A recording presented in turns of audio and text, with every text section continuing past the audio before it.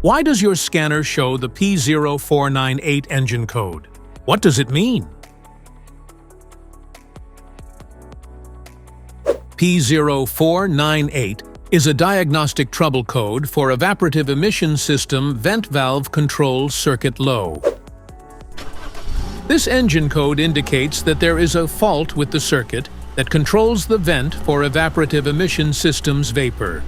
Under this circumstance, short-distance driving is permitted, but your vehicle should be repaired as soon as possible. So what causes this imbalance here are the most common culprits. This error could be caused by these possible faults in your car. Faulty EVAP vent valve, faulty connector pins, faulty PCM, loose or damaged wiring.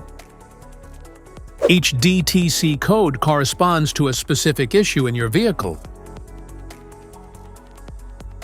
This error code can appear in most modern vehicles with an OBD2 system, which includes vehicles manufactured since 1996. It is commonly found in Ford F-150, Ram 1500, Toyota Camry. If you want to fix this error code, let us know in the comments section. We will definitely make the video on your demand. If you like this video, don't forget to subscribe to our channel. Thanks for watching.